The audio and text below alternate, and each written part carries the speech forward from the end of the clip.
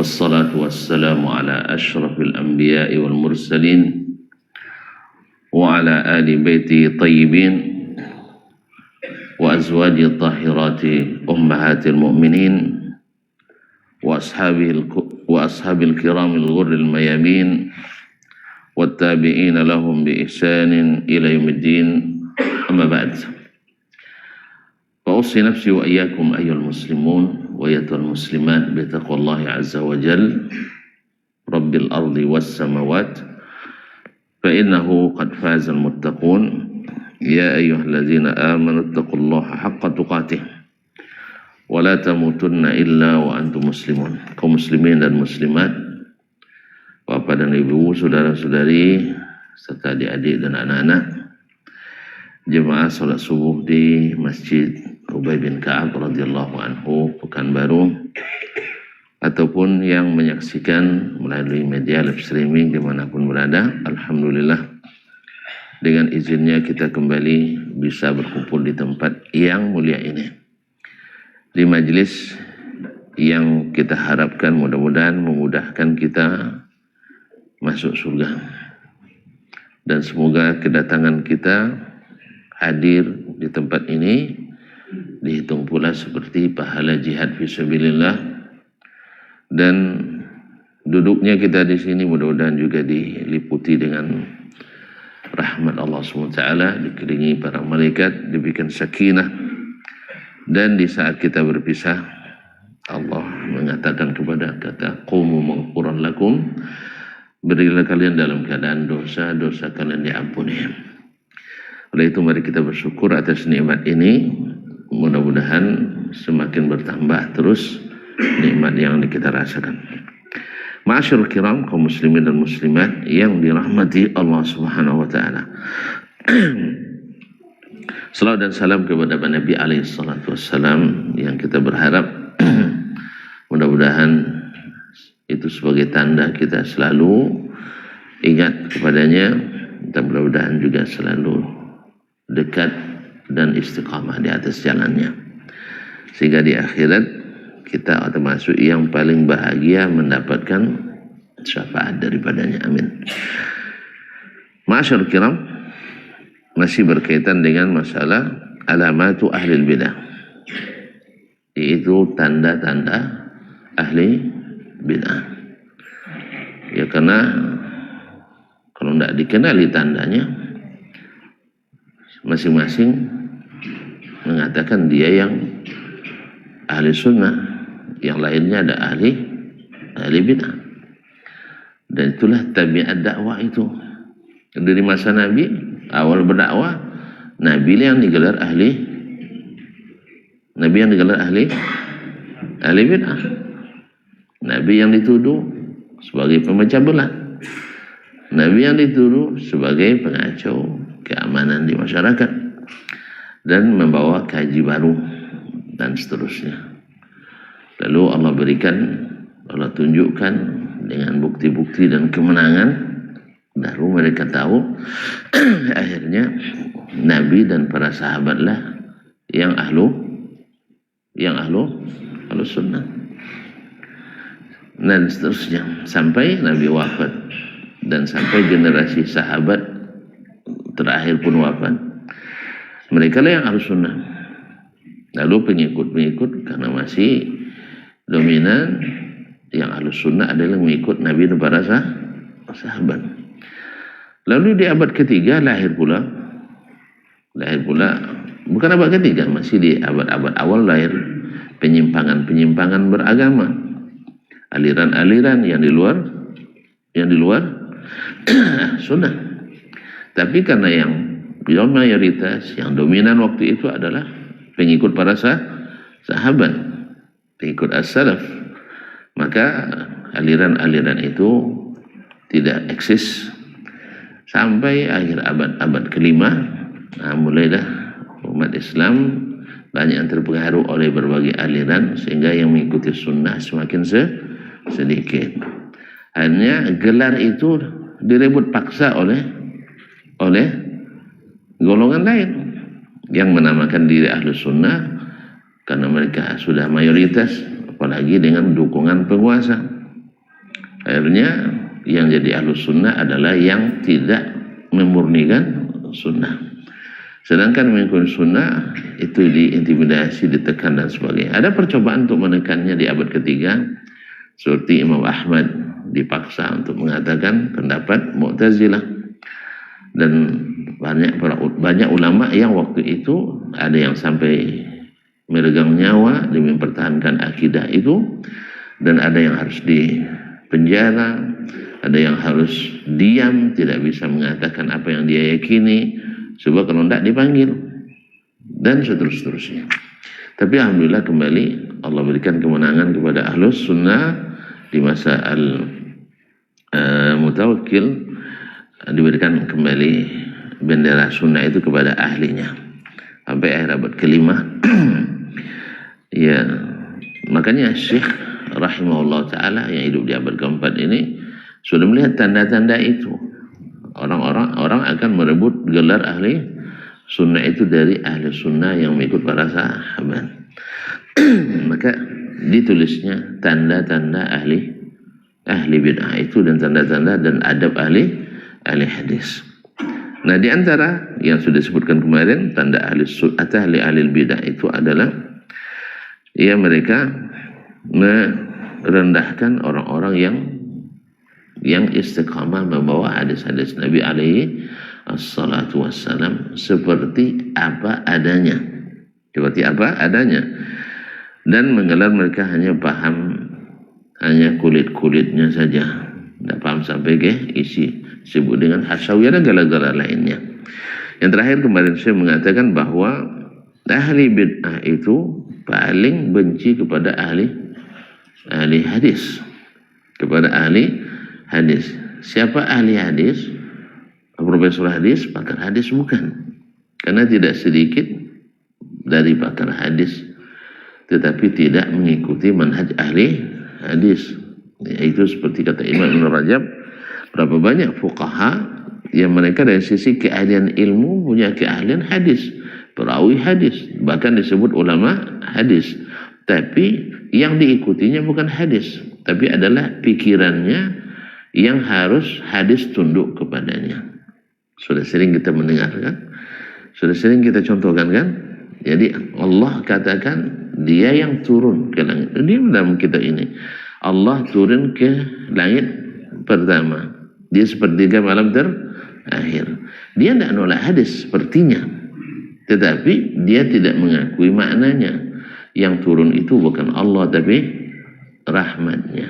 Ini memakai hadis atau tidak memakai hadis? Ya tidak memakai hadis. Zahirnya diterima, cuma masuk ruang Zahirnya diterima, tapi masuk ruang isolasi. Atau isolasinya? Dipisah dari orang. Atau karantina. Ya, tidak bebas. Habis itu nanti dideportasi. Ya, dideportasi. Di semua riwayatnya dari banyak sahabat bukan rahmat yang turun tapi Allah. Kenapa dia tidak mau menerima Allah yang turun? Karena pikirannya mengatakan setiap yang turun mesti berpindah dari satu tempat ke tempat yang lain. Pakai ilmu apa dia? Ilmu iblis. Mohon maaf ya, karena yang pertama menggunakan kias yang batil itu adalah iblis. Apa kiasnya? Saya lebih baik daripada Adam. Nah, Allah tidak bilang siapa yang lebih baik, itu iblis. Ya, Allah bilang sujud kepada Adam. Soal siapa yang baik, siapa yang tidak, ya, siapa yang lebih baik, Allah kan tidak menyatakan itu. Adam itu lebih baik dari kamu, kan tidak ada dia bilang gitu. Yang penting setelah saya ciptakan, sujudlah kalian ke badannya. Jangan main tafsir, takwil. Ini gara-gara dia mentakwil, akhirnya dia tak terima. Jelas ya?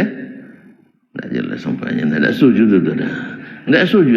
Iblis dibilang gara-gara memakai kias dia sesat. Tidak sujud itu dah. Tidak setuju. Iblis tersesat gara-gara pakai kias. Nyapa kias tu? Bahwa semua yang tunduk itu hina, kan itu? Semua yang tunduk itu hina. Tayo. Antum tunduk kepada Allah jadi hina? Subhanallah. Dengan tunduk kepada Allah hina kita? Enggak. Karena memang itulah tempat termulia kita. Maka disebut aqrabu ma yakunul abdu ila rabbih wa huwa sajid. Yang paling dekat hamba kepada Allah Tuhannya di saat dia sujud. Zahirnya hina. Kalau antum pakai kaidah iblis, apa pula sujud-sujud kan? Sah? Tidak ada cara untuk mendekatkan diri kecuali dengan sujud. Tidak, memang itulah tempat yang mengangkat kita. Itulah tempat yang membuat kita semakin diangkat oleh Allah Subhanahu wa ta'ala. Semakin banyak sujudnya semakin mulia, semakin tinggi derajatnya. Tapi iblis pakai kaidah kias, kayak analogi. Kalau saya sujud berarti saya merendah kepadanya. Kalau saya rendah tidak mungkin. Saya sudah beribu tahun beribadah, sombong. Lalu dibetulkan sama Allah, tidak mau. Coba bayangkan. Jadi kalau ada orang dibetulkan oleh orang nggak mau, ya biasa. Iblis saja dibetulkan sama Allah tidak mau. Dia betul sama. Kenapa kau tidak mau sujud? Saya yang suruh, saya yang perintahkan. Pokoknya saya tidak mau. Saya lebih baik daripada dia. Kan Allah tidak ada bilang kalau kamu sujud ke Adam kamu hina. Enggak ada Allah bilang lah. Sama dengan seorang sekarang ibu-ibu sholatnya di mana? Depan atau belakang? Hina mereka dengan sholat belakang. Kalau dia pakai kaidah iblis hina. Pakai kaidah iblis semua yang di belakang ya hina. Tapi enggak. Justru disitulah kemuliaan yang Allah berikan. Bahwa perempuan itu sholatnya di belakang. Saya di sini imamnya, mak saya makmumnya belakang. Jangan gara-gara dia mak saya dibawa pula ke sini sholat, tidak masuk. Ya, jadi semua yang agama kalau ada nasnya lasi pakai kias tersesat antum. Makanya para ulama menyebut lajtihada ma'an nas. Tidak boleh berijtihad kalau ada nasnya. Sekarang Allah katakan usjudu li Adam. Nas kan? Lalu iblis berijtihad. Kalau saya sujud, saya rendah. Kalau rendah, tidak mau saya lebih baik daripada Adam. Hanya ketika tidak sujud, Allah ingatkan, kenapa kamu tidak sujud? Baru dia keluarkan ilmunya tadi. Ilmu kias. Jelas ya? Jadi makanya karena ilmu kias yang dia pakai, nas ada, ditolaknya nas dengan kias tadi. Yang turun apa? Rahmatnya. Allah tidak mungkin turun. Antum pergi ke atas? Tidak. Yang memberitahu kamu orang yang di atas? Juga tidak. Yang memberitahu kamu bahwa yang turun hanya rahmatnya, orang yang pernah ke atas? Juga tidak. Kamu orang atas? Tidak juga. Ini tidak juratir. Tidak pernah naik ke atas. Tiba-tiba mengingkari Allah turun. Apa dalilnya? Kias. Dan ini kias adalah ma'al fariq. Mengkiaskan Allah kepada makhluk. Kemudian kalau seandainya rahmat Allah turun, apa guna hadis ini? Sebut rahmat Allah turun sepanjang apa kelebihan hadis ini? Kalau hanya rahmatnya turun seperti malam terakhir, itu pun tersampang di langit pertama. Kan tidak sampai kepada kita? Kan hanya turun sampai ke langit pertama. Untuk apa itu? Apa istimewanya hadis ini? Nabi mengkhususkan Allah turun ke langit pertama di sepertiga malam terakhir. Apa istimewanya? Kalau hanya rahmatnya yang turun dan hanya sampai langit pertama, antum sampai ke langit pertama jumpa rahmat itu? Terus apa istimewanya? Akhirnya hadis yang begitu agung jadi tidak berharga gara-gara qiyas batil. Perintah Allah yang begitu agung untuk sujud kepada Adam jadi tidak bernilai gara-gara qiyas batil. Jelas ya? Itu tidak mau ke qiyas lah. Salah juga itu. Qiyas salah satu dari metode istidlal, salah satu dalil yang mu'tamad, dalil syar'i. Ya, qiyas yang sahih itu boleh. Tapi kalau mengkiaskan Allah ke makhluk, sahih atau batil? Batil. Mereka pasti memadankan. Kenapa kamu ingkari Allah turun? Sebab kalau saya turun dari atas kursi ini, turun ke bawah, kursi kosong. Kan itu. Kiasnya kemana? Ke asman. Kecil sekali Allah gara-gara akal saya. Kiasnya pasti kemana? Pasti ke makhluk. Menyamakan dengan makhluk. Nah, kias yang seperti ini benar apa salah? Salah besar. Kan mau kamu salah banyak, itu Buya salahnya. Bodoh Nabi salah, biarlah Buya yang salah kan ya. Kan ada yang bilang sesuatunya. Kadang ketika ada ulama yang salah ijtihadnya lalu kita salahkan, berarti sesat dia katanya. Kamu yang benar, bukan. Bukan saya yang benar. Allah dan Rasulnya Allah dan Rasulnya benar. Buya mungkin sesat. Mungkin tersesat dalam bab ini. Nah, kalau antum mau sayang sama dia, selamatkan dia. Jangan dibiarkan dia tersesat. Caranya apa? Karena dia udah nggak tahu, nggak sampai ilmu seperti ini kepadanya. Kita doakan mudah-mudahan Allah mengampuni. Jangan ditambah bebannya. Dah jelas dia tersesat, kita ikut juga tambah beban enggak? Tambah beban. Ia nambah anggaran. Anggaran kesesatan. Coba yang orang tersesat 5 dengan tersesat 10, mana yang berat anggarannya? 10. Itu kita kurangi. Supaya besok ketika hisab, kita tidak membebani lagi. Kenapa kamu tidak ikut saya? Padahal saya sesat katanya. Iya, karena saya tahu sesat lah saya tidak ikut. Kalau sempat saya ikuti jadi beban Buya. Jadi beban Buya. Buya sudah mengajarkan ini. Cuman Buya dulu mungkin belum mendapatkan pembandingnya. Seperti saya mendapatkannya. Kan gitu. Ketika Ibrahim mengatakan pada ayahnya Azar, saya diberi ilmu yang kamu tidak mengetahuinya. Kan itu masalahnya. Oleh sebab itu saya sampaikan, saya diwahyukan kepadaku. Jelas ya? Dulu guru-guru kita belajar tauhid sifat 20. Termasuk saya. Enggak percaya. Wujud kidam bahqah. Masih hafal sih. Antum enggak lagi ya? Generasi Z inilah. Enggak tahu sifat 20. Rugi tentu enggak belajar. Nah, sifat 20. Nah, itu yang didapat oleh kita dulu. Itu yang dapat oleh guru kita dulu. Dan kitab-kitab seperti ini tidak dibaca atau tidak sampai. Jelas ya? Lalu setelah kita baca, kemudian kita balik pada Al-Quran dan Sunnah, benarlah bahwa tiap sifat 20 hanya sebagian saja. Sebagian besar masih banyak. Oh enggak, kata sebagian, kita tidak mengatakan sifat dulu Allah hanya 20, cuman ini aja yang dipelajari, yang lain diingkari. Sama aja.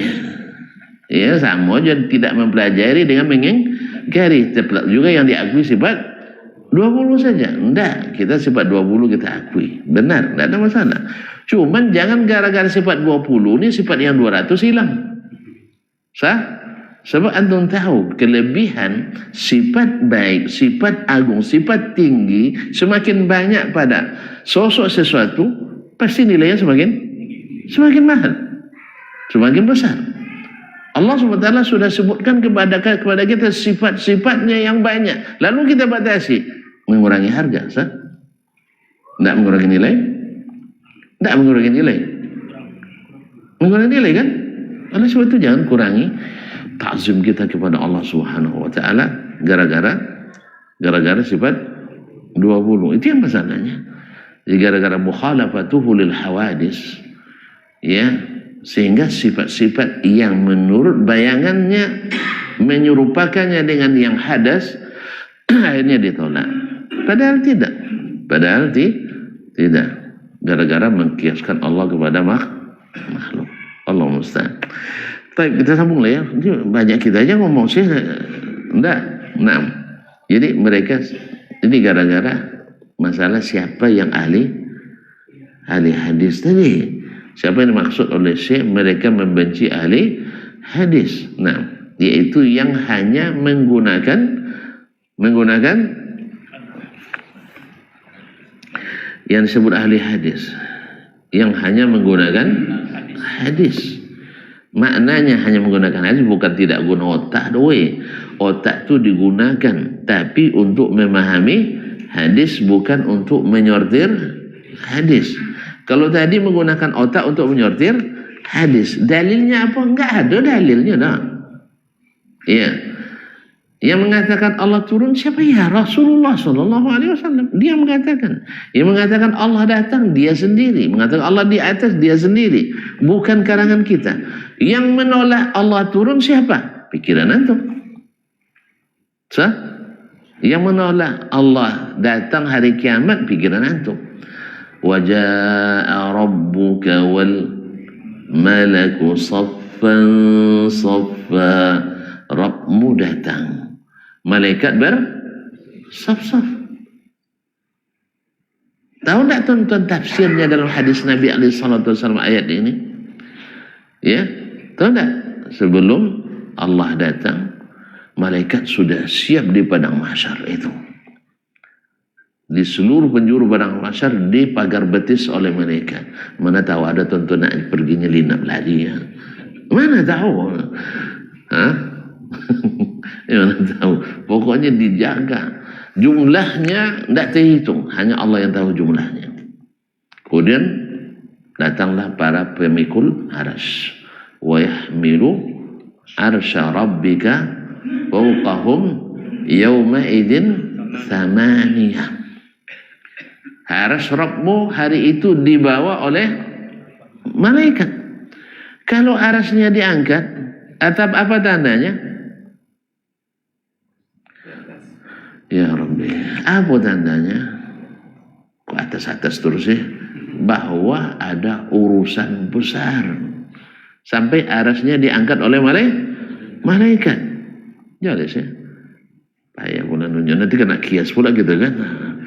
Kalau sempat podium kebesaran presiden dibawa ke lapangan, acara kecil, acara besar.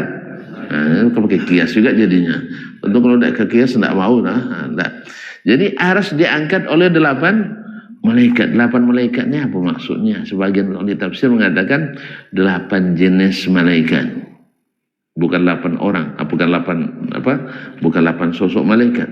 Yang mengatakan tak, ada yang mengatakan 8. Makanya Nabi SAW mengatakan diizinkan kepadaku, uzina li an uhaditsakum bimalakin min hamalatil arsy, yaitu menyebutkan sifat atau sebagian sifat malaikat pembawa arsy. Tahu tak besarnya malaikat itu? Ma baina syahmati uzunaihi, ini syahmatu al-uzunain, ila mankibaihi, ini mankib. Apa namanya nih? Bahu. Daun telinganya ke bahunya jaraknya berapa? 700 sana. Kalau berjalan antum naik kuda 700 tahun baru sampai dari daun telinga sampai ke yang dipikirkan pula nanti apa ya WC-nya tuh. Antum tidak urus itu. Antum diurus untuk mengimani yang disampaikan Allah dan Nabi SAW. Kalau antum pikir pecah pikiran antum, matanya banyak yang gila, salahkah? Kajinya tidak disuruh berpikir dong, disuruh meyakini. Sebab Allah sudah masak semua. Berita Al-Quran, berita hadis itu matang, bukan mentah. Jelas? Ibarat durian masak di tampuk tuh. Paham? Kalau udah jatuh duriannya, jangan diperam lagi. Udah bisa langsung dibukubah, dimakan. Jelas? Itu udah masak. Ini kan Allah turunkan kepada Nabi. Nabi yang fatana, sifat fatana wa tabligh, menyampaikan amanah, sidiq, sah.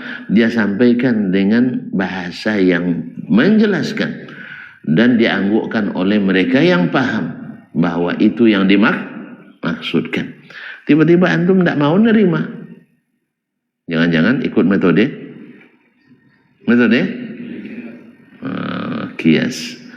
kias ma'alfa fariq. Jadi kias nilai yang banyak menyesatkan. Makanya kaum muslimin dan muslimat dimati Allah, selalu para ulama menyebutkan kalau berbeda pendapat ulama Apa yang jadi rujukan? Nah, Al-Quran. Sudah itu? Hadis. Sudah itu? Ijma'. Tak ulama saja. Ulama lah jualnya bezo pendapat tadi mah. Nah. Ulama aja balik lah tu. Tiba setangkau jadinya. Nah. Ini ulama tu yang bersetengkar tadi kan. Nah, jadi kalau berbeza pendapat dia tidak ada rujukan kecuali Al-Quran, Sunnah, Ijma'. Kias kemana? Gara-gara kiaslah tadi ulama bertengkar. Karena kias itu ijtihad. Ijtihad itu ada yang benar, ada yang salah. Makanya tidak ke situ kita balik. Jangan pula dibilang, oh kalau gitu kita patok aja. Ini kapling Syafi'i, ini kapling Ahmad, ini kapling Malik. Itu juga keliru. Allah tidak suruh begitu. Kalau kalian berbeza pendapat, maka jangan keluar dari mazhab Syafi'iyah. Salah. Kalau kalian beda pendapat, jangan keluar dari mazhab Ahmad Hanbali. Salah. Kok marah dibilang salah? Tidak boleh saling nyalahkan ya. Terus, antum bikin salah, terpaksa sih salahkan. Karena jelas sekali Allah katakan, فَإِنْ تَنَازَعْتُمْ بِشَيْءٍ فَرُدُّهُ إِلَى اللَّهِ وَرَسُولِ kuntum tu'minuna billahi wal yawmil akhir. Kalau kalian benar-benar beriman pada Allah dan hari akhirat. Nabi juga bilang, kalian akan melihat perselisihan yang banyak. Apa jawab kata Nabi? Alaikum bisunnati wa sunnatil khulafa'ir rasyidin al-mahdiyyin min ba'di. Tamassaku biha, 'addu 'alaiha bin nawajis. Bukan rujuklah kepada ulama masing-masing enggak. Sebab ulama itu yang ikhtilaf. Tonton kira ahli bid'ah itu orang-orang yang tidak cerdas. Wih, orang ahli bid'ah cerdas mana? Iblis cerdas mana? Karena cerdasnya. Makanya kaum muslimin dan muslimat dirahmati Allah, kita tidak pernah mengatakan mereka orang bodoh. Kalau ada yang bilang salah kalimat, mereka jahil. Tahu beda bodoh dengan jahil? Tahu beda bodoh dengan jahil? Jahil lawan alim. Alimtuhu ajhalu, a'lamuhu atau ajhaluhu. Saya mengetahui atau saya tidak mengetahui. Makanya masyarakat jahiliyah itu bukan bodoh-bodoh, tapi masyarakat tidak ber subhanallah. Kan sudah bilang tadi, jahil lawannya ilmu. Berarti kalau seandainya jahil berarti mereka tidak berilmu. Mereka cerdas mana? Cerdas. Buktinya mereka punya tatanan masyarakat yang rapi. Bagian urusan keamanan ini, bagian urusan haji ini. Ada pengalihan kuota haji. Kan karena cerdas itu. Iya, orang tidak bisa, kita bisa cerdas. Nah, jadi kaum muslimin dan muslimat dirahmati Allah SWT. Terpaksa saya pakai bahasa zaman sekarang itu masalahnya. Jadi jahil lawannya alim. Kalau cerdas zaki, fatin. Lawannya adalah ghabi, safi. Itu bodoh dan dungu. Jadi jahil itu adalah orang yang tidak berilmu. Berarti ada orang cerdas yang tidak berilmu? Banyak. Boleh gelarnya profesor doktor, cerdas, IQ-nya mungkin 200, tapi apakah dia alim? Tidak. Mau contoh? Iya, tanpa merendahkan. Jangan bilang nanti kalau merendahkan pula. Pak Habibie ulama. Profesor Habibie ulama. Cerdas. Ulama dia. Syekh. Ulama dia. Anggota MUI. Mungkin ada penasihat ya. Nah, jadi kaum muslimin, dia dari ilmu agama, dia sendiri ngakui, bukan saya. Maka saya katakan, saya lebih sukses dari beliau, saya bilang. Tidak setuju pula tentunya. Nah, sebab apa? Beliau menyesal di hari tuanya, kenapa dulu saya tidak masuk pondok. Andainya saya jadi ulama. Saya bayangkan orang secerdas itu, kalau sempat dia alim, seorang ulama, Masya Allah. Jangan-jangan dia lebih tinggi pula, lebih Hamka lagi kan? Dia menyesal. Ini bukan saya ya. Tentu tidak setuju nampaknya. Memang menjagokan Habibie sekali nampaknya. Nah, iya sama kita. Kita mengagumi sosok ini luar biasa. Sosok yang luar biasa dengan ketinggian ilmu teknologinya dan ketinggian akhlak dan budinya. Beliau tetap tawadu orangnya. Itu yang saya tahu. Tuan-tuan tidak tahu ya. Rahimahullah rahmatan wasi'ah. Cuman di agama dia tidak belajar seperti belajarnya para ulama. Maka dia bilang, andainya saya dulu masuk pesantren lalu belajar enggak dia yang bilang belajar ke Madinah itu yang bilang maksudnya dia belajar agama seperti dia belajar sains itu kan, beliau makan sungguh-sungguh belajar sainsnya luar biasa, maka dia jadi imam pula di bab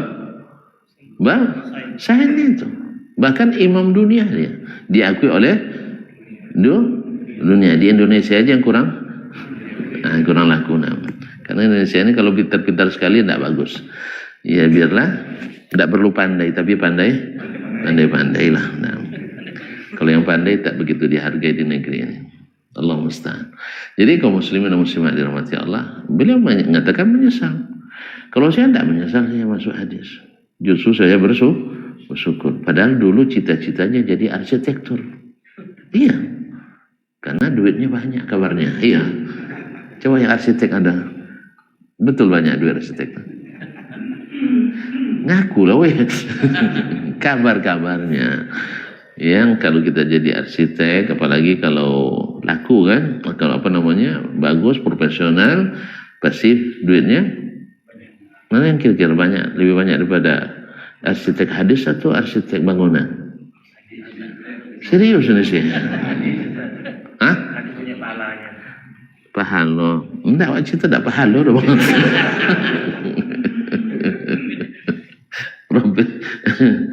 Iya, kabar-kabarnya alhamdulillah ala kulli hal. Jadi saya tidak menyesal, alhamdulillah. Saya bersyukur malah untung tidak jadi arsitek. Nah, arsitek bangunan. Alhamdulillah jadi arsitek hadis. Nah, walaupun belum profesional betul. Jadi kaum muslimin dan muslimat dirahmati Allah. La haula wala quwwata billah. Kenapa tadi itu? Hah? Bukan.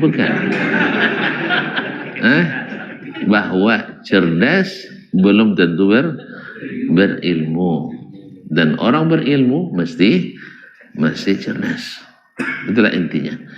Jadi ketika mereka tidak mengikuti ilmu yang Allah turunkan, tapi mengikuti pikiran berdasarkan kecerdasan, mereka menolak apa yang Allah turunkan. Itulah masyarakat jahiliyah dulu. Mereka orang cerdas, tapi tidak mau membenarkan. Dan di antara mereka yang cerdas, mau membenarkan, maka jadi orang beriman. Ya, beriman seperti Abu Bakar, Umar, Utsman, Ali, dan seterusnya. Akhirnya yang menentang, yang cerdas-cerdas itu tersebut juga dalam sejarah, tetapi sebagai perusak di permukaan bumi. Padahal yang dituduh pertama merusak siapa? Ya enggak, dituduh waktu itu yang merusak Nabi, yang dituduh oleh mereka. Nabi bawa ajaran sesat.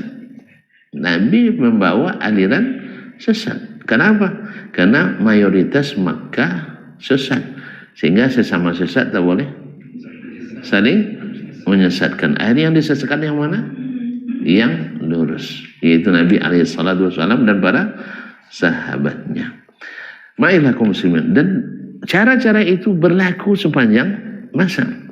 Mereka selalu menggunakan kekuasaan yang bila dikuasai oleh orang tidak berilmu, lalu mereka bisa mendekati, sehingga ahlus sunnah dan ahlul hadis pasti dipersempit langkahnya. Itu yang terjadi pada masa Imam Ahmad ketika gencarnya penerjemahan kitab Yunani ke dalam bahasa Arab. Banyak kaum muslimin yang terpapar ajaran filsafat Yunani sampai hari ini. Sampai hari ini. Sebagaimana mereka dulu memusuhi ahli hadis gara-gara ilmu itu, sampai hari ini juga sama. Mereka dengan ilmu itu juga menolak hadis-hadis Nabi alaihi salatu wassalam. Illa man rahimallah. Kecuali mereka yang Allah berikan rahmat dan hidayah, sehingga dia paham bahwa pikiran tak lebih berharga daripada hadis. Naam. Itulah sebabnya Imam Ahmad mengatakan hadis dhaif bagi saya lebih berharga daripada pendapat orang. Hadis dhaif lebih berharga daripada pendapat orang, pemikiran orang, filsafat orang. Jelas? Apa sebab? Bukan karena Imam Ahmad berhujjah dengan hadis dhaif, bukan. Artinya saking lemahnya pendapat itu, hadis dhaif yang tak dipakai saja lebih kuat daripadanya. Jelas? Bukan maknanya hadis dhaif dipakai, enggak. Ini sebagian pembelajar hadis keliru dalam memahami ini. Dikiranya Imam Ahmad berhujjah dengan hadis dhaif, bukan. Artinya saking lemahnya pendapat itu, logika itu, retorika itu, sampai-sampai Imam Ahmad mengatakan hadis dhaif yang tak boleh diamalkan lebih didahulukan dari pendapat tadi. Jelas? Andainya, ini aplikasinya perkataan Imam Ahmad ini. Andainya hadis tentang Allah turun itu dhaif, ini andainya dhaif, dia kan hadis sahih fi qimmatis sihah. Nah, lalu datang pendapat orang-orang yang mengingkarinya bahwa Allah tidak mungkin tuh turun, maka kata Imam Ahmad, hadis ini wajib didahulukan dari orang yang menolak itu. Walaupun akhirnya kita juga akan tidak menerima hadis ini karena dhaif. Artinya kalau ditolak dulu, mana yang ditolak? Pendapat itu. Sama dengan ada anekdot, tapi jangan tersinggung lah. Kalau tuan-tuan ketemu di hutan ular, kemudian ketemu di situ ada pula orang disebutnya bangsa tertentu, nggak usah lah saya sebutkan ya. Ya, nah tuan-tuan kayaknya akan ketemu juga. Nah, bertemu dengan ular kobra, bahaya, atau anaconda, bahaya. Di situ ada manusia dari bangsa tertentu. Antum bunuh yang mana dulu? Kata orang tuh bunuh orang tuh dulu. Iya. Sebelum membunuh ular itu. Karena dia nanti menggunakan ular itu untuk madu. Artinya lebih jahat dia daripada itu. Artinya, apakah ular itu tidak jahat? Jahat. Cuman ini lebih jahat, itulah lebih kurang. Jadi hadis dhaif diamalkan? Enggak, ditolak. Tapi pendapat yang tanpa hadis lebih ditolak. Jelas?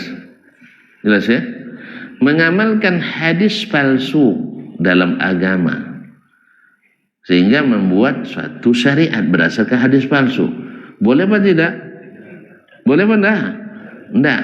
Memalsukan ibadah tanpa hadis, boleh apa enggak? Berarti tidak ada bid'ah. Tidak ada bid'ah sana. Kenapa? Karena dia tidak paham juga. Tentu nak pulang ya. Hadis palsu, ada hadis tapi hadis palsu. Contohnya adalah yang pertama dikatakan adalah Nur Muhammad. Hadis palsu. Jelas? Berdasarkan hadis palsu ini lahir amalia khusus untuk mencari Nur Muhammad ini. Kan ada? Nanti menyatu nur Allah, Nur Muhammad menyatu jadi nur dia. Hebat pula dia daripada Nabi lagi. Berdasarkan hadis palsu. Ini boleh apa tidak? Tidak boleh. Ada hadis tetap tidak boleh. Apalagi memalsukan amal tanpa hadis sama sekali. Lebih parah tidak? Lebih parah lagi. Berarti memalsukan amal namanya apa? Sangit lah setek suaranya. Kuatkan suaranya. Memalsukan amal. Namanya apa? Bid'ah.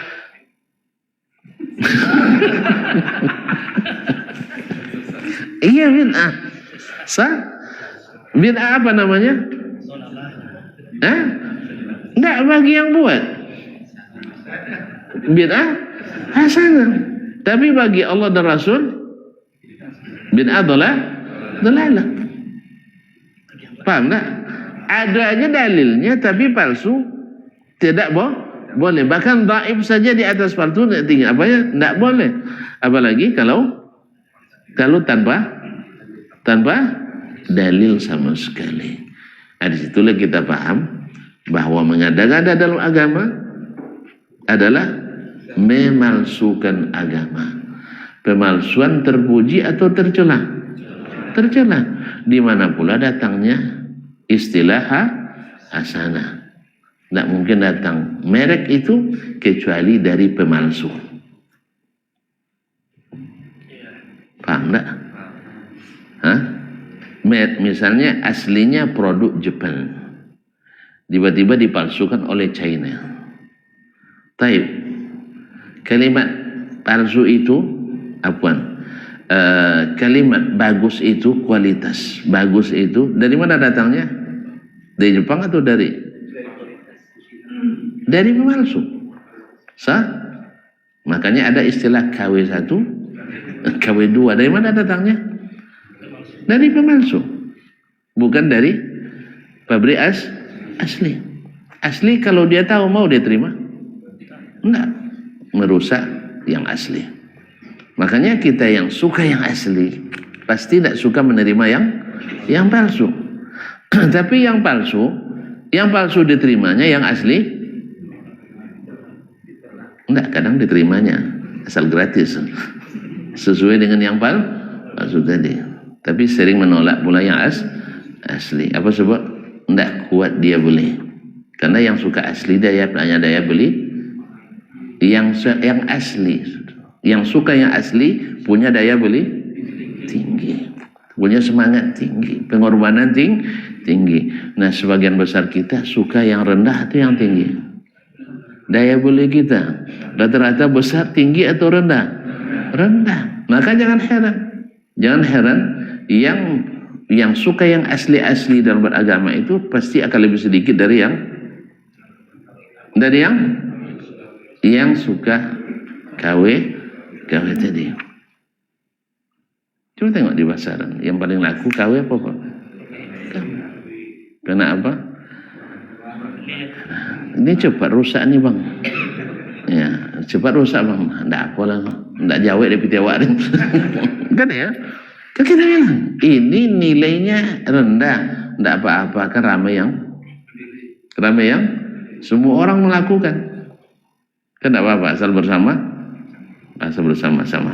Yang penting saling menyenangkan. Baik. Qala Syekh rahimahullah wa sami'tul hakimah. Ini sini itu sebenarnya. Wa sami'tul hakimah rahimahullah, saya mendengar Imam Al-Hakim yaitu Abu Abdullah Muhammad ibn Abdullah ibn al-Bayy' an-Nisaburi, penulis kitab Al-Mustadrak. Yaqul wafat 405, sami'tu Abul Husain Muhammad bin Ahmad Al-Hanzali. Saya mendengar Abul Husain Muhammad bin Ahmad Al-Hanzali di Baghdad. Asy-Syafi'i juga yaqul, dia berkata, sami'tu Aba Ismail Muhammad ibn Ismail At-Tirmidzi Asy-Syafi'i yaqul, "Naam, kuntu ana wa Ahmad ibn al-Hasan." Saya bersama Ahmad ibn al-Hasan Al-Hulwani At-Tirmidzi inda Imamuddin, bersama Imam agama Abi Abdullah Ahmad bin Hanbal, di depan Imam Ahmad bin Hanbal. Tahu Ahmad bin Hanbal ya? Imam Ahmad Al-Hanbali. Faqala lahu Ahmad bin Hasan. Lalu dia Ahmad bin Hasan mengatakan kepada Imam Ahmad, "Ya Aba Abdullah, wahai Abu Abdullah." Imam Ahmad, "Zakaru libni Abi Qutailah bi Makkah ashab al-hadis." Mereka menyebut ahli hadis di depan Ibnu Qutailah. Ibnu Qutailah di Makkah. Faqala, lalu Ibnu Qutailah tadi mengatakan, ashabul hadis qaum musuh. Orang-orang ulama hadis itu adalah kaum musuh, orang-orang buruk. Jadi dia sangat benci sekali dengan ahli hadis. Faqama Ahmad bin Hanbal, lalu Imam Ahmad bangkit berdiri, wa huwa yanfudu thawbahu, sambil membersihkan mengibaskan pakaiannya, wa yaqul, dan berkata, zindiq. Ini orang adalah zindiq. Jadi orang-orang, siapa mereka? Ibnu Qutailah ini adalah pembesar ilmu kalam atau pembesar Mu'tazilah, orang-orang yang mengagungkan pemikiran. Disebut oleh Imam Ahmad yang seperti ini adalah zindiq. Kenapa dia bilang zindiq? Apa makna zindiq? Apa makna zindiq? Maksud kita zending. Apa makna zending? Munafik. Kenapa disebut munafik? Dia bicara tentang Islam seolah-olah dia Syekhul Islam. Dia bicara tentang Islam, tapi apakah dia mengamalkan Islam? Tidak. Karena tidak mungkin kita temukan Islam itu diamalkan seperti diamalkan Nabi dan para sahabat, kecuali di kalangan ahli ya Syekh, di kalangan ahli hadis. Boleh tuh bandingkan nanti. Ambil sosok Imam Ahmad bin Hanbal, lalu ambil sosok Ahmad bin Abi Du'ad, lalu periksa amalannya sehari-hari. Siapa di antara keduanya yang menyalaksanakan agama seperti dilaksanakan Nabi dan para sahabat? Ahmad bin Hanbal kah atau Ahmad bin Abi Du'ad? Ahmad bin Hanbal. Kita lihat sendiri kaum muslimin dan muslimat dirahmati Allah SWT. Mazhab-mazhab di kalangan mutaqaddimin, murid Imam Syafi'i misalnya, murid langsung Imam Asy-Syafi'i, dengan mereka-mereka yang terkontaminasi dengan pemikiran keagamaan ilmu kalam.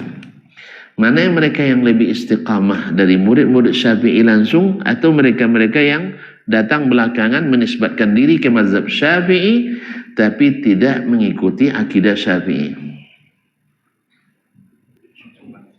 Yang murid langsung, yang belajar akidah dan fikihnya kepada Imam Syafi'i. Sedangkan mereka yang akidahnya lemah karena sudah takwil, sampai ke ibadah pun ditakwilkan. Maka kita ada dapatkan, ini mohon maaf kaum muslimin, ini jenggot ini sunnah Nabi atau bukan? Atau sunnah Yahudi? Serius weh. Kan ada yang bilang ini sunnah Yahudi katanya. Subhanallah. Baik.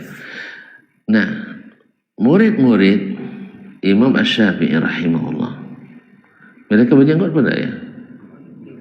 Berjenggot tak? Weh, berjenggot apa tak? Hah? Nampak? Dari fatwa-fatwa mereka. Dan diceritakan oleh murid-murid mereka. Jelas? Taib, yang pengikut mazhab Syafi'i hari ini rata-rata berjenggot pun tak?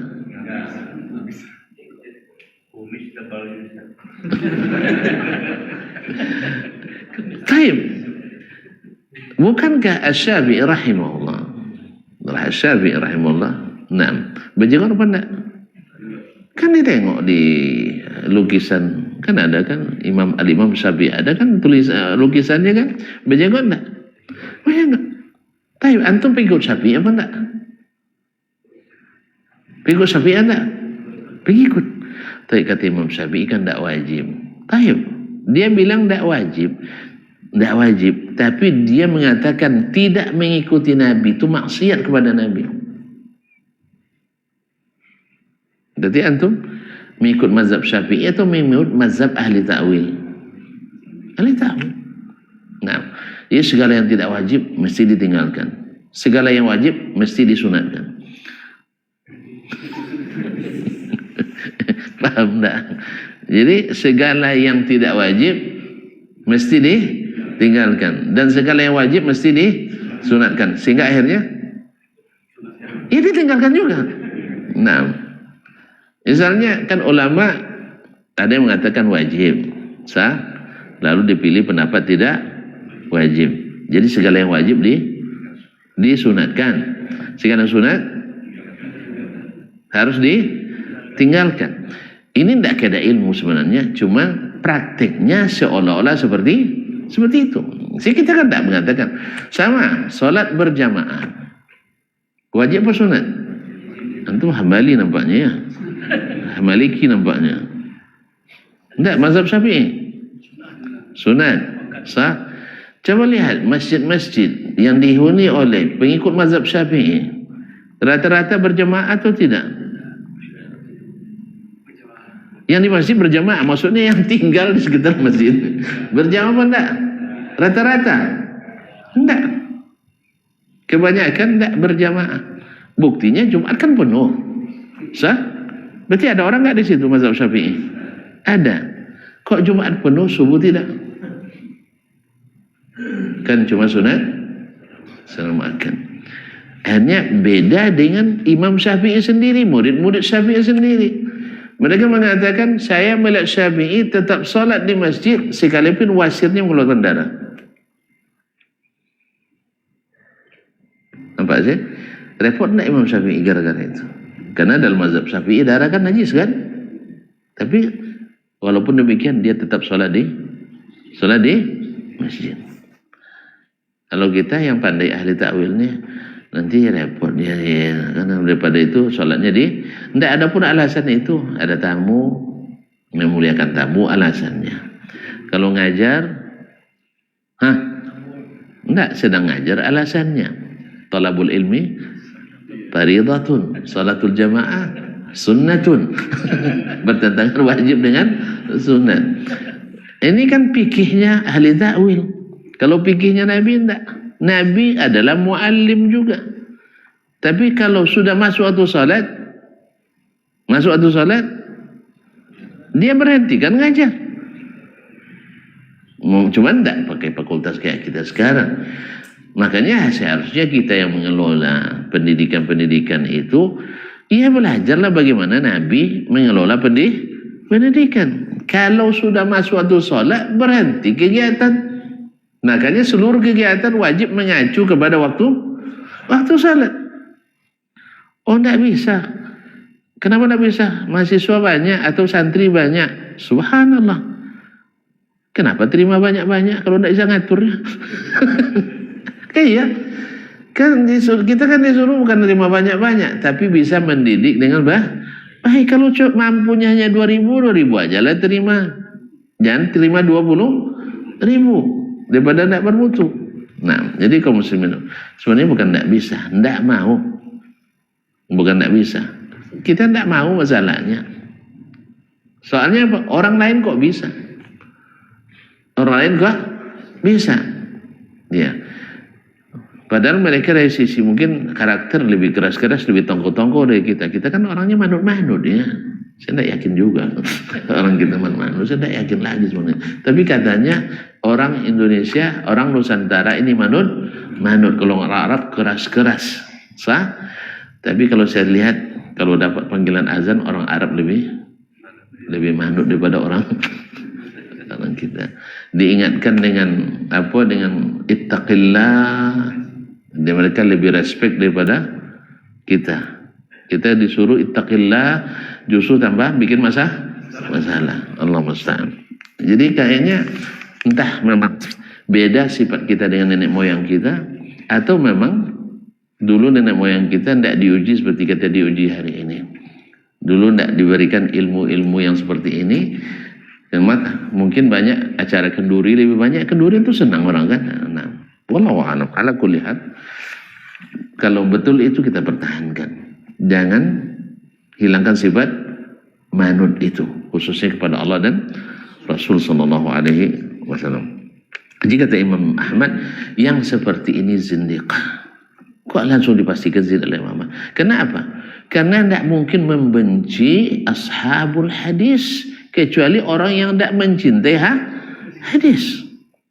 Ini ahli hadis itu sampai ke antum melalui ahli hadis. Lalu dibilangnya ahli hadis qaumun su, orang-orang yang buruk. Orang-orang yang buruk. Berarti dia memburukkan ashabul hadis, berarti tidak mencintai para pembawa hadis. Kalau tidak pembawa hadis, berarti antum tidak mencintai hadis. Apa sebab? Sebab ahli hadis akan membatalkan semua teori mereka. Akan membatalkan semua teori mereka. Orang tidak paham misalnya, ya misalnya ketika orang yang tidak punya ghirah tinggi, ya seperti kejadian yang baru-baru ini, ayat disembunyikan, tidak diterjemahkan di depan orang penganut agama lain. Oh enggak apa-apa, itu kan supaya orang lain jangan tersinggung. Subhanallah. Antum lebih menjaga tersinggungnya manusia, lalu mendiamkan tersinggungnya Allah, tersinggungnya Rasulullah SAW. Dia dengan tegas membacakan ayat di depan antum bahwa Isa anak Allah, anak tunggal Tuhan. Lalu antum hapus ayat yang mengatakan dia inni Abdullah, aku adalah hamba Allah. Apapun alasannya ini tidak dibenarkan. Tapi banyak yang bela, banyak. Apa sebab? Apa sebab? Sekawan. Sekawan. Jadi kaum muslimin dan muslimat dirahmati Allah SWT, siapa yang tahu itu salah, yang mengetahui yang benar. Siapa yang tahu yang benar? Yang mengikut hadis dan sunnah. Makanya yang banyak ngomong itu memang ulama atau dai-dai sunnah, dai-dai yang mengikut hadis Nabi SAW. Walaupun tidak semua mereka, tidak semuanya mereka. Ada yang dari pihak lain juga, yang juga punya kontribusi untuk membenarkan kekeliruan ini. Tapi sayang ketika dikatakan ittaqillah akhadhatul izzatu bil itsm. Ya ketika dikatakan bertakwa kepada Allah, berikan klarifikasi, minta maaf, ya mungkin salah atau sebutkan pendapat saya begini-begini, ternyata enggak, justru bawa dengan tuduhan yang baru. Ustaz-ustaz yang kritis saya cari viralitas, cari subscriber, likes dan sebagainya. Lalu diingatkan hati-hati menyebar fitnah. Ini bukan fitnah. Anda sudah menyebar fitnah lalu dijawab oleh orang. Karena tidak sedikit orang ketika menyambut itu orang awam, oh berarti wah ikut Injil enggak apa-apa. Ya, ikut Quran juga enggak masalah karena semuanya miris. Bukan mirip, miris.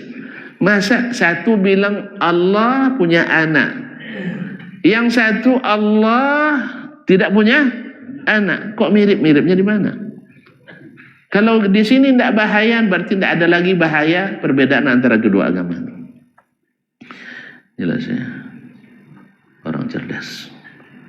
Orang cerdas. Bahkan orang alim. Tapi tidak mengikuti ilmu. Nasallallahu alaihi wasallam. Allah meruddana ila islami raddan jamila.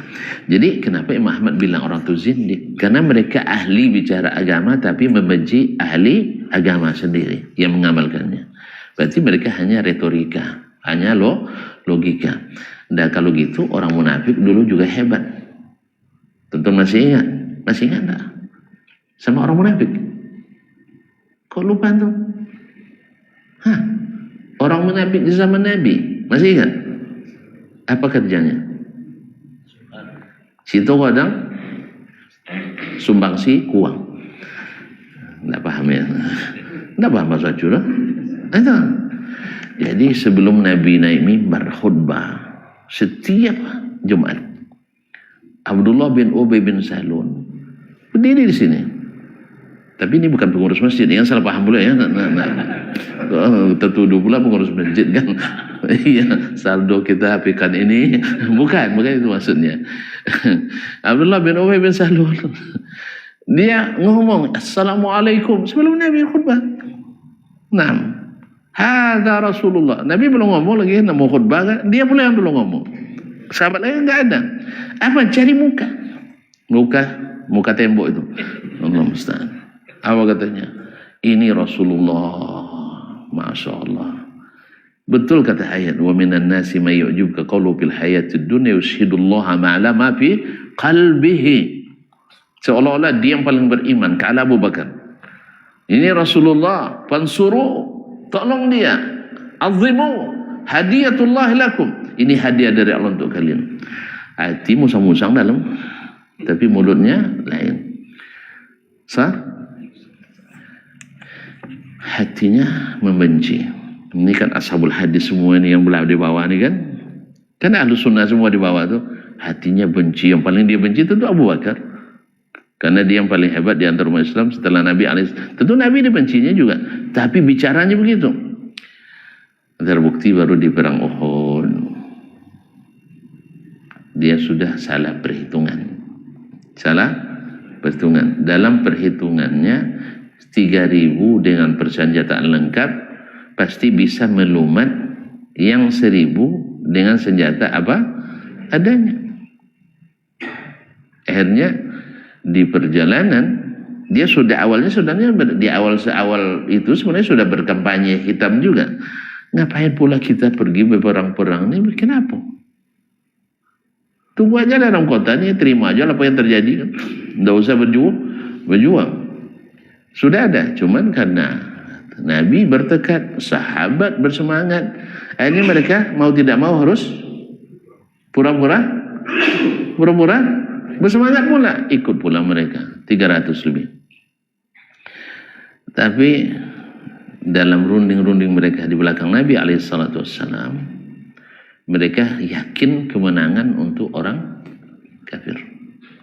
Akhirnya di Ajmatus Syaikhain, sekarang disebut Hayul Mustarah, Abdullah bin Ubay bin Salul menarik 1/3 pasukan. Oh, ternyata banyak munafik rupanya. Kan? 1/3 berhasil dia pengaruhi kembali ke Madinah. Kira-kira Nabi tersinggung enggak ya? Nabi sedih mana? Taib alil hadis tersinggung mana? Iya, karena mereka mengikut apa kata Nabi. Kan ahlu hadis tuh mengikut apa kata Nabi alaihissalam. Ini kaum munafikin ini. Mereka tarik 1/3 dari 1.000 tinggal ya lebih kurang 700. La ilaha illallah. Tapi Allah kuatkan azam kaum muslimin. Nah, terus Nabi pergi. Nah, setelah usai perang Uhud, Allah juga ingin berikan pelajaran. Yang tukang panah jangan tinggalkan posisi keadaan apapun. Kena lagi kias lagi. Sebagian memakai ilmu ijtihad lagi. Nabi tegas, tapi mereka kembali pada kias. Kalau seandainya perang sudah selesai, berarti kiasnya untuk apa lagi kita di sini? Kan tugasnya untuk berjaga-jaga. Apa mau dijaga musuh dah lari semua? Pakai ilmu kias lagi. Nas ada tapi pakai kias. Kebanyakan atau mayoritas yang pakai atau minoritas? Dari 50, 39 terpengaruh. Memang kaum muslimin orang lebih cepat dipengaruhi oleh logika dan retorika, kecuali yang berilmu, yang istiqamah. Kecuali yang berilmu dan istiqamah. Makanya kenapa kita dilarang untuk mendengar ahli subuhat? Kenapa? Karena rata-rata kita termakan oleh subuhat. Jangankan kita Adam aja termakan subuhat iblis. Kan ya? Adam alaihissalam termakan oleh subuhat iblis. Dah jelas Allah yang beritahu langsung. Kan Allah yang beritahu langsung. Kalau kita kan kasih tahu kan ustaz kan. Mungkin pendapat Ustaz Dasman tentu tidak sebaik Ustaz Sebulan lebih kuat hafalannya. Dasman rusak-rusak. Kan banyak lagi nanti masalah-masalah itu. Kemudian Dasman jemaahnya sedikit, ini jemaahnya ramai banyak. Sebuahnya akan masuk. Subhanallah, kaum muslimin akhirnya 39 turun, 11 bertahan. Harganya memang mahal. Yang 11 semuanya syahid. Yang 11 semuanya syahid. Allahumma musta'an. Akhirnya kemenangan yang sudah di tangan gara-gara pelanggaran itu kembali hilang. Makanya kaum muslimin dan muslimat, orang yang menyalahi sunnah Nabi SAW termasuk memperlambat kejayaan Islam. Apa sebab? Jadi beban. Karena ini aliran semakin banyak, aliran semakin payah disatukan. Sahih? Ini dibilang pula sunnah yang macam belah. Coba yang banyak alirannya ikut sunnah atau yang anggaplah di antara yang sunnah ini ada juga perbedaan pendapat antara masjid ini ada juga semacam sentimental, tapi proses. Ini proses. Jangan ke zaman kita, zaman Nabi saja. Ya kadang-kadang ada juga yang ngangkat masalah muhajirin dan ansar sampai mereka hampir berkelahi juga. Tapi Nabi damaikan dengan sunnah, ikut dengan Nabi SAW. Nah, selepas perang Uhud, nak dicoba lagi sama siapa tadi? Zindik tadi. Siapa? Munafik tadi. Nak ngomong lagi tentang Islam. Ditarik sarungnya sama sahabat. Wih, kami dah tahu siapa anda. Kami sudah tahu, tidak boleh lagi. Jelas? Nah, orang seperti ini yang dimaksud oleh Imam Ahmad zindik. Bicara tentang Islam, Masya Allah, kalah seperti Syekhul Islam dibuatnya. Tapi dia membenci orang yang mengamalkan Islam. Kalau dia membenci orang yang mengamalkan Islam, berarti Islamnya Islam retorika. Tidak akan mengikut hadis Nabi SAW.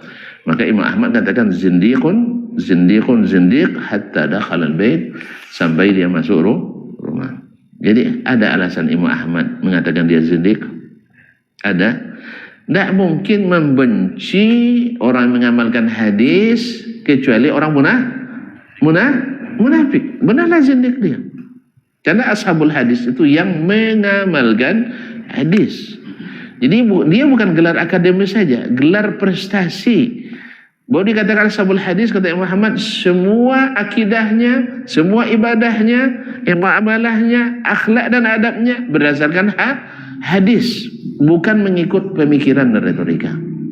Nah, siapa yang membenci yang seperti ini berarti sama dengan membenci hadis. Kalau membenci hadis berarti adalah munafik.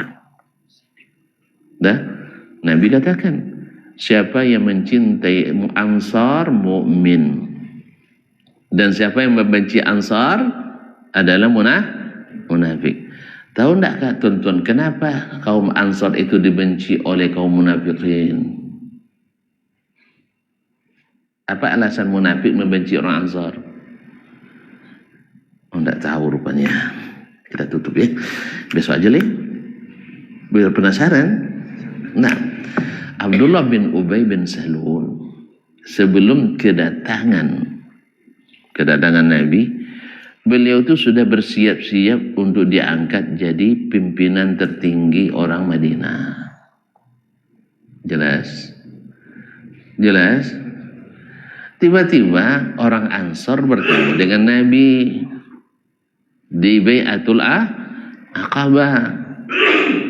Sebab mereka terinspirasi oleh gertakan orang Yahudi. Ultimatumnya, nanti akan datang Nabi akhir zaman.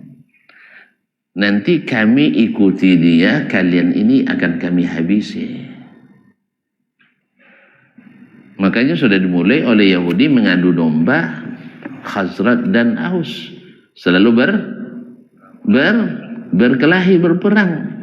Senjatanya dari mana? Yahudi yang produksi. Jadi banyak orang Islam perang sama Islam yang punya senjata Yahudi. Dari dulu tuh strategi divide and impera itu sudah diamalkan orang dari dulu. Akhirnya mereka orang Ansar sebenarnya nak cari suaka ke kabilah-kabilah Arab, pergi pula mereka ke Mekah di musim haji. Dapat berita tentang Nabi Muhammad sallallahu alaihi wasallam. Kata orang Ansar, jangan sampai duluan Yahudi kita ketemu Nabi. Akhirnya mereka temui Nabi alaihi salatu wassalam. Dengan bertemu dengan Nabi terjadilah Bai'atul Aqabah pertama dan yang kedua, bahwa mereka akan membela Nabi alaihi salatu wassalam. Nah, terganggu tidak kepentingan Abdullah bin Ubay? Bukan Ubay bin Ka'ab, bukan. Abdullah bin Ubay. Walaupun nama sama tapi tidak mirip tuh ya. Jadi mirip-miripkan, bahaya tuh. Nah, bukan mirip. Nama sama tapi tidak mirip. Jelas syirik sama tauhid tidak? Syirik sama tauhid tidak mirip. Jangan sama yang mirip aja tidak. Nah, jadi kaum muslimin muslimat terganggulah kepentingannya, sehingga orang Ansar itu patuh pada Nabi alaihissalatu wassalam. Apa kata Nabi diikutinya, apa kata Abdullah bin Ubay tidak diterimanya. Jelas. Nah, sekarang Ansar dibenci sama munafik gara-gara apa? Subhanallah, sejelas itu gara-gara ikut Nabi harfiyah, letter ledge. Apa kata Nabi diikutinya? Itu namanya di belakang hari yang seperti itu disebut dengan ashabul hadis. La ilaha illallah. Yang mengikuti Nabi apa adanya secara harfiah, letter ledge. Apa kata Nabi disuruh dia kerjakan. Siapa mereka? Ansar waktu itu. Namanya di masa itu Ansar. Tapi belakangan di generasi selanjutnya yang mengikuti seperti itu apa namanya? Ansar juga. Ashabul hadis. Jelas? Maka sebagaimana Nabi dulu mengatakan yang membenci Ansar munafik, maka Imam Ahmad istinbat dari situ, yang membenci, yang mengikuti cara Ansar mengikuti Nabi itu adalah juga zindik. Udah paham? Udah paham? Tidak selesai weh. Bilang aja lah paham dah. Udah paham? Munafik dulu membenci Ansar. Apa sebab? Gara-gara taat sama Nabi tidak dengar lagi retorika kaum munafik. Jelas? Abdullah bin Ubay minta sumbangan, tidak dikasihnya. Nabi minta sumbangan, berhabis-habisan mereka. Jelas? Abdullah bin Ubay beri instruksi, tidak diikutinya. Tapi Nabi apa saja yang disuruh mereka ikuti. Ini namanya ashabul hadis. Yang mirip dengan itu di seluruh generasi adalah ashabul hadis. Diberitahu berita tentang akidah, dia yakini seperti yang ada dalam berita itu. Hadis. Diperintah untuk beribadah, jangan buat-buat, mereka tak berani buat. Sekalipun sebagian besar umat melakukannya. Apa sebab? Saya taat sama hadis. Jelas? Apapun yang dirikan dicari. Maka mereka disebut dengan ashabul hadis. Nah, kalau orang membenci itu mirip dengan kaum munafikin membenci orang Ansar. Yang membenci Ansar disebut munafik. Sekarang membenci ashabul hadis adalah zindiq atau munafik. Walaupun dia berbicara tentang Islam, idza ra'aitum tu'jibuka ajsamuhum ay yaqulu tasma' liqaulihim. Kalau lihat penampilannya oke sekali. Lihat bicaranya menarik sekali tentang Islam. Tapi pas di amalan, iya, tidak terlihat. Contohnya misalnya, kalau ashabul hadis dengar azan, dia ke masjid, cari masjid, di perjalanan dia pergi ke masjid, atau di acara dia berhenti, dia ke masjid, atau diatur qomatnya. Nah, kan boleh dilambatkan qomat. Yang penting jemaah tak boleh tinggalkan. Walau masjidnya kecil misalnya bergantian, tidak muat sekaligus, tapi jemaah tidak ditinggalkan. Tapi yang ahli retorika, baginya meninggalkan sholat itu sangat mudah, melambatkan sholat itu sangat mudah. Ini pekerjaan besar mengurus umat. Nah, mengurus umat dengan sholat lebih hebat daripada mengurus umat dengan rapat. Tak paham ya? Ini bab lain lagi nanti. Nanti kalau ada kesempatan khutbah nanti. Ini banyak harus bahas nampaknya nih. Jadi kaum muslimin muslimat dimati Allah. Ya kan, apalagi masa suksesi ini ya, sensitif juga ya. Nah, Allah musta'an. Terima kasih dan mohon maaf.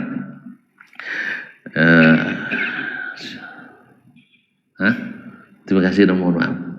Diterima maafnya. Kalau tidak saya lanjutkan. Ya, saya tahu kesalahan saya karena terlalu panjang. Atau ditambah lagi. Kita tutup dengan alhamdulillahirabbil alamin wa sallallahu ala nabiyyina Muhammadin al-amin wa subhanakallah bihamdika asyhadu an la ilaha illa anta astaghfiruka wa atubu ilaik. Wassalamualaikum warahmatullahi wabarakatuh.